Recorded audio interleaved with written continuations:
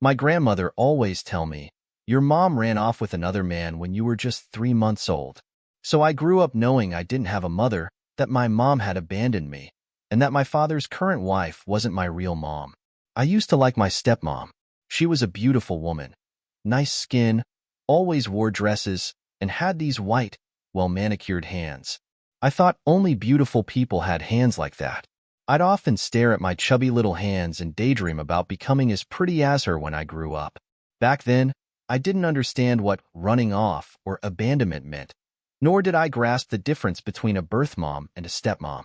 I thought I was just like other kids, with a dad and a mom. And I really believed my stepmom was nice to me. She would playfully tickle my neck, making me giggle uncontrollably as I lay on a sunlit bed. I remember her smile being so radiant. However, a few days later, while bathing, the steam made my neck sting. My grandmother noticed that my neck was covered in marks from the tickling. She was both heartbroken and helpless, and she quietly warned me, "You need to watch out for your stepmother. She will harm you someday." I kept my grandmother's words in mind, and to this day, I am very sensitive about anyone touching my neck. Another incident made me realize that my stepmother was indeed full of malice. One afternoon, when I was 5, I was playing outside our house. My stepmother approached me with a smile and asked, "Would you like some lemonade?" I eagerly nodded, thinking she was going to take me out for a treat. We went to a nearby stall, and she bought me a lemonade. As dark clouds gathered, she told me she was going back to get an umbrella. I kept drinking my lemonade, nodding absent-mindedly. Time passed, and as the rain started pouring down, my stepmother didn't return. I panicked and started crying loudly. Amidst the torrential downpour, I saw my grandmother in the distance, walking with a worried expression. I tried to run to her, but the lemonade stand lady held me back, saying, "The rain is too heavy. You'll get swept away." She held me tightly as I sobbed. When the sky finally cleared, my grandmother found me. I threw myself into her arms, feeling utterly wronged. She thanked the stall owner and paid for the lemonade. On our way home, when she learned that my stepmother had brought me there, she was shocked and furious. She told me she had asked my stepmother where I was when the storm started, and my stepmother had nonchalantly replied, "I don't know," while lounging on a chair. That was the first time I understood the concept of abandonment. From then on, an invisible wall grew between my stepmother and me. I learned to watch my step around her. Looking back, I also started to resent my birth mother, whom I had never met. If she hadn't abandoned me, I wouldn't have endured so much suffering. I was determined to become so successful that she would regret ever leaving me. This drive became the guiding force in my life. When I started elementary school, my stepmother got pregnant and gave birth to a sister. My father moved out with them, leaving me with my grandparents in a small house far away.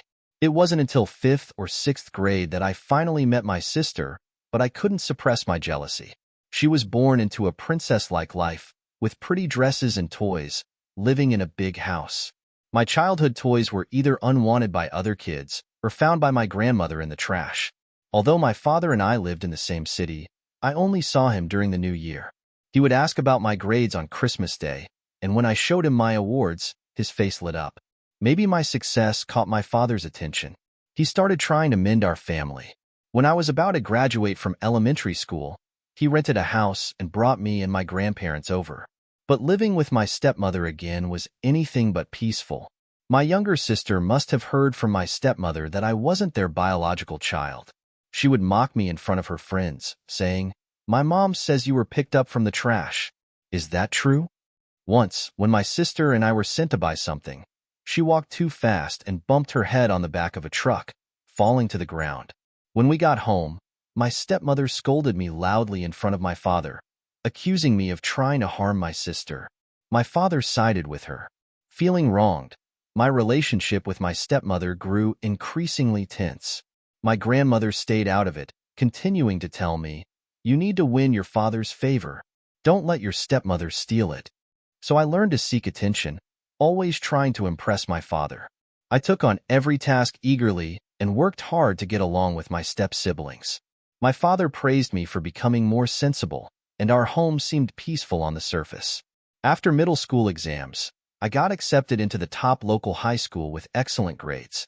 My stepmother must have realized that being against me wasn't in her best interest, or perhaps she feared I might retaliate when I grew up. She gradually changed her attitude, becoming more amiable. During my first year of high school, she took me shopping for clothes for the first time. Under the store clerk's gaze, she enthusiastically picked out clothes for me. I felt a fleeting illusion of having a real mother, both shocked and delighted. I eventually chose a red dress with lace, very girly, costing over 200 yuan. My stepmother bought it without hesitation. Back home, my stepmother went to my father to ask for reimbursement. I overheard their conversation. She told him the dress cost 600 yuan. My father immediately scolded me. Why does a high schooler need such an expensive dress? At that moment, my fragile trust in my stepmother shattered again. I never went shopping with her again. I thought I had learned to be wary after she abandoned me once when I was little, but she still managed to deceive me with her pretense. She was adept at presenting herself well, always offering me food in front of my father, but treating me coldly behind his back. When I was younger, she would point to a group of beggar children and urge me, "Go play with them." I also remember another incident when I was playing in my father's clothing store with a neighbor's child. My stepmother falsely accused me of damaging some clothes. My father approached me without a word and slapped me hard. I stood there, stunned, forgetting to cry, only opening my mouth in shock. From then on, I feared my father. After a few such incidents, I became distrustful of people, always wary of betrayal. Yet, the lack of love made me crave acceptance from others. I felt like a hedgehog, living cautiously, releasing sharp quills at the slightest discomfort to protect myself from any potential harm. Other than my grandparents, my father was the closest person to me. I wanted him to stand up for me, but he was always too busy with work to notice my grievances. My grandmother kept advising me, "You need to be better. Only then will your father favor you more." Her approach worked. I excelled academically because every time I did well in exams, my father would be pleased, giving me more attention and pocket money. This drove me to be exceptionally harsh on myself, always aiming for the top. During my senior year of high school, my father's business flourished, and our family's financial situation improved. They moved into a villa. After they settled in, my father invited me to visit. It was a 3-story house with a beautiful garden and garage. Each of my younger siblings had their own rooms, all beautifully decorated. Meanwhile, I had never had a room of my own, always sharing space with my grandparents, separated by a curtain between 2 beds. Before leaving, my father leaned out from the 3rd-floor balcony and asked if I wanted to move in with them.